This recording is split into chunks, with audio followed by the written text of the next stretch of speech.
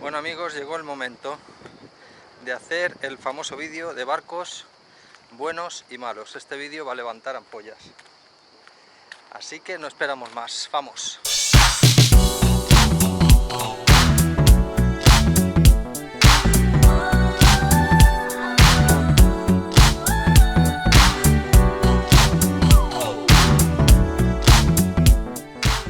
Estoy en el puerto de Nisiros, en la isla de Nisiros. Es el primer puerto que pisamos en 4 meses. Bien, y aprovechando que tengo tiempo, me he decidido hacer este vídeo de los barcos buenos y malos. Si entráis en los foros y leéis pues, a los navegantes de sillón y estufa, en todos os dirán que no existen los barcos buenos y malos, que solo existen planes de navegación y barcos que se ajusten a tu plan de navegación. Absolutamente mentira. No puedo estar más en desacuerdo. Sí que hay barcos buenos y malos. A los barcos malos yo les llamo tappers. Bueno, les llamamos tappers casi todos los navegantes. Les llamamos tappers porque no son más que un cacho de plástico con una tapadera encima. Y los voy a enumerar por marcas. Etap, Dufour, Beneteau, Bavaria y Jeanneau. Son los astilleros que se han propuesto hacer barcos de charter en masa, con lo cual han tenido que bajar sus calidades constructivas y han tenido que ahorrar en materiales de todo tipo. Yo tengo muchos amigos que tienen estos barcos y son grandes navegantes. Ahí tenemos a, por ejemplo, voy a decir tres. Tenemos a Ángel con su calla, tenemos a Fernando del Ralip, tenemos al Capitán Tich, Alberto y Lola con su barco, que para mí son barcos tappers. Pero estos, por ejemplo, tienen la cualidad de que tienen más de 15 años. Un barco de estos astilleros que cuente con más de 15 o 20 años, realmente todavía fabricaban barcos de calidad. Ahora eso ya no pasa. Estos astilleros que he mencionado no hacen barcos de calidad, hacen barcos para el charter. Y me tengo que remontar un poco a hacer un poco de historia, ¿no? Antes los barcos se fabricaban para hombres, para navegantes que eran lobos de mar y cruzaban océanos, y entonces los barcos eran muy espartanos. Cuando los astilleros se dan cuenta de que se comprarían más barcos si las mujeres intervinieran, se ven obligados los astilleros a hacer barcos más blancos, más bonitos, con unas mejores cocinas, con unas mejores cosas, para atraer a las mujeres. ¿Por qué?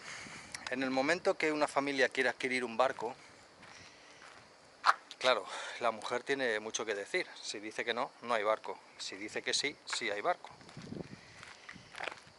Seguramente muchos de nosotros escogeríamos un barco antiguo, clásico, pero ese tipo de barco no gusta a la mayoría de las mujeres. Entonces lo que hacemos nosotros es ceder un poco y comprar barco. Más vale tener un tapper que no tener ninguno. Y con eso también estoy de acuerdo.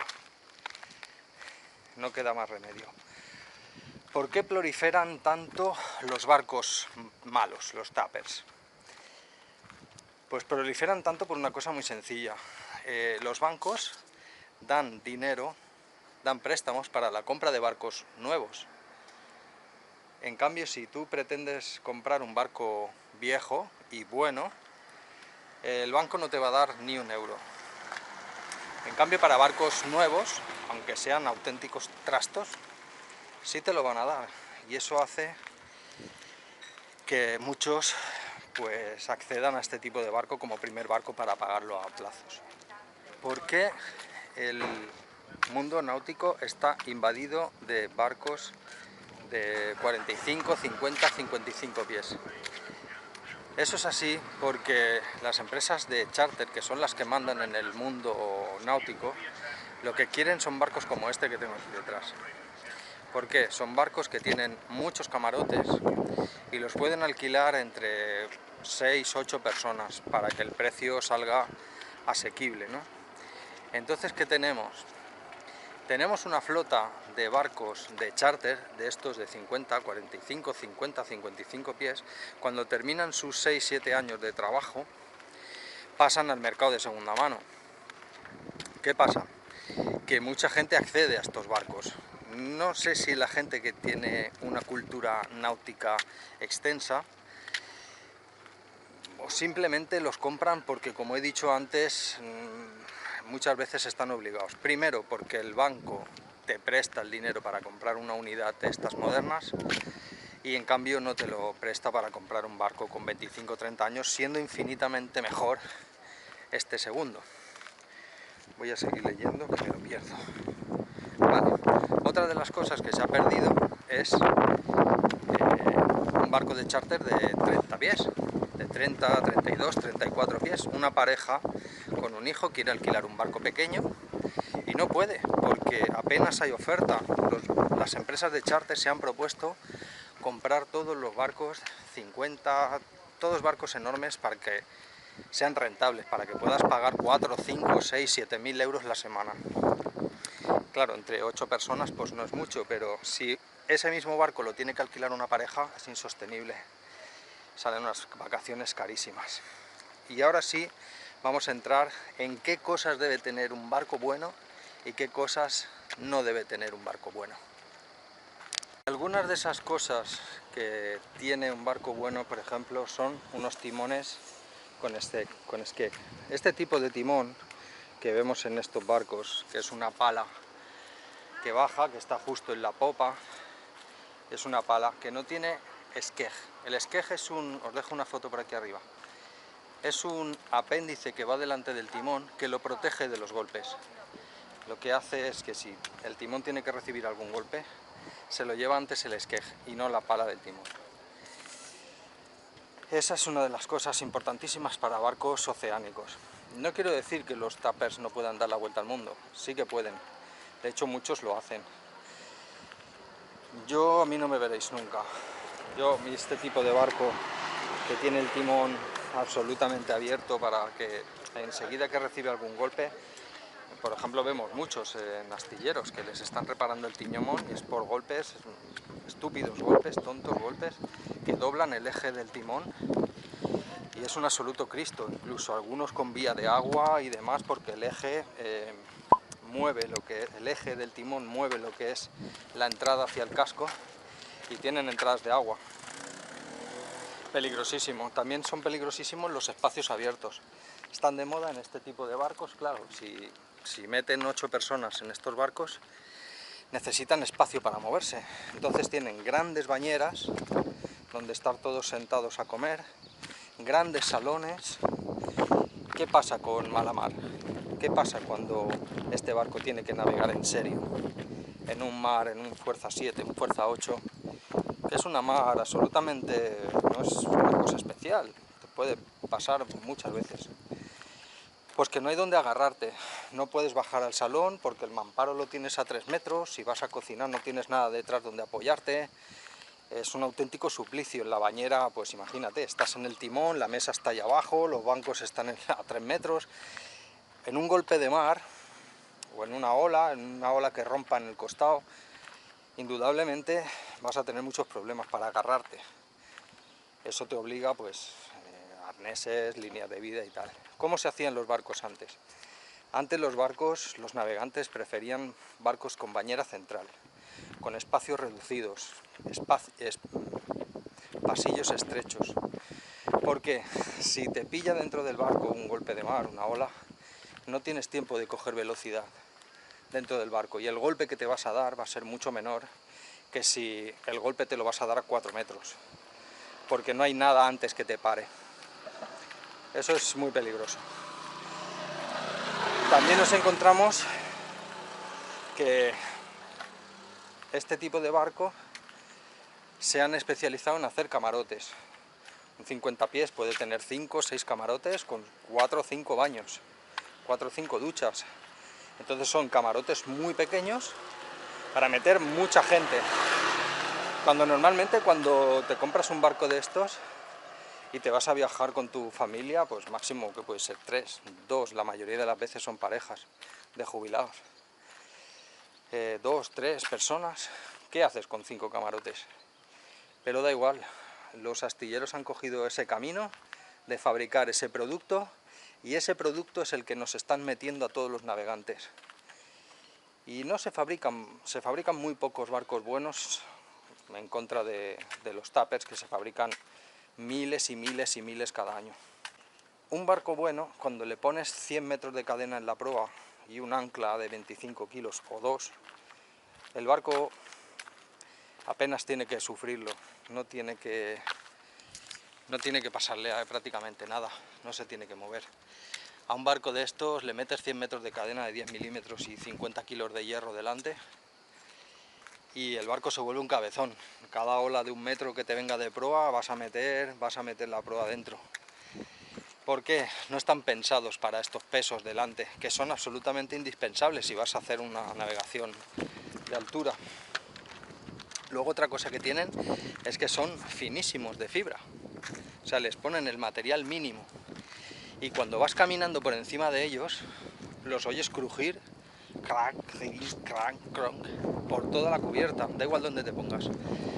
Un barco bueno, cuando te subes en él, no vas a oír nada, tanto por dentro como por fuera. Vas a ver que en un barco bueno las puertas se cierran.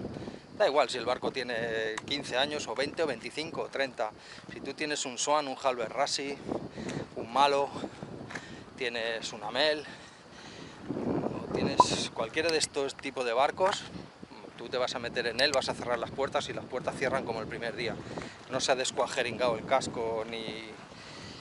En cambio, no conozco prácticamente ningún tupper que a esto no le pase. Incluso caminando por dentro, todas las maderas se mueven, todo es un quejido constante, ¿no? ¿Qué más? Ah, bueno, esto ya es de traca. Me encuentro montones de amigos que me dicen que no saben cómo pasar un cable. O sea, el barco, cuando lo cierran de astillero, hacen las instalaciones por dentro, luego montan los muebles. Una vez que ya están las tuberías puestas y están puestos los cables y tal, montan los muebles. De manera que cuando quieres hacer una mejora, que es absolutamente indispensable, porque cuando sale un tupper de fábrica apenas está equipado. Repito que los barcos estos que yo conozco de navegantes, que navegan o que viven muchos meses al año, se han gastado el mismo valor que tiene el barco en prepararlo, y eso es claro, esos son barcos buenos. Los registros. ¿Cómo es posible que tú te pongas a pasar un cable y tengas que perforar, agujerear, quitar tabiques, levantar montones de cosas? Eso no puede ser. En los barcos buenos tienes registros, tienes tubos que van por todo el barco, solo tienes que meter una guía, como si estuvieras en tu casa, metes una guía por el tubo y metes otro cable o pasas una tubería. Tiene que ser sencillo, tiene que ser fácil, no puede ser que los barcos los hagan de tal modo que no puedas, que sea un suplicio manejar cualquier cosa o instalar cualquier cosa. Vale, he dicho lo de la bañera central, he dicho lo de los espacios abiertos, he dicho lo de los skeks, he dicho lo de, bueno, pues entre otras cosas, los barcos, los tuppers, tienen un depósito de gasoil pequeño, tienen depósitos de agua también pequeños, una capacidad de estiba muy limitada. Como normalmente han sido de charter o van a ser para charter, lo que hacen es acortarle los palos. Las empresas de charter lo que le piden a los astilleros es que los capen. O sea, si un barco de diseño puede aguantar un mástil de 12 metros o de 14 metros, pues mejor ponme un mástil de 9 metros o de 8 metros y medio, y no me lleves la génova a la punta del palo, llévamela un poquito más abajo, aunque el palo sea grande, pero que luego la génova sea pequeña. ¿Para qué?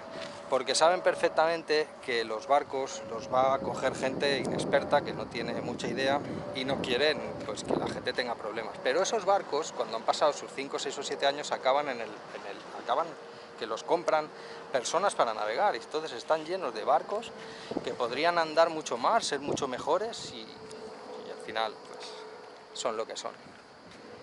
Tuppers. Bueno, no os he hablado de la jarcia, ¿no? la jarcia de un tupper es la mínima posible, con la sección mínima y los mínimos cables posibles para abaratar el coste de tensores, de conectores, de todo este tipo de cosas. Os voy a enseñar, por ejemplo, el de Lamel, para el palo mayor, ¿no? En un costado solo. Contamos 1, 2, 3 y 4.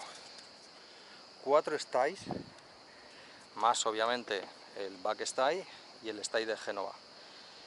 Estamos hablando que ahora mismo tengo un Halbel Rassi delante y también tiene 1, 2, 3 stays laterales en el mástil. Lo normal es uno, o sea, en cualquier tupper que veas vais a encontrar un solo stay. Eso dice mucho del material, que se ahorran estos astilleros a la hora de fabricar un barco. En fin, amigos, hasta aquí el vídeo de hoy. Si os ha gustado, pues ya sabes, suscribiros, darle like y a ver si el próximo vídeo me animo y es el del dossier. Chao.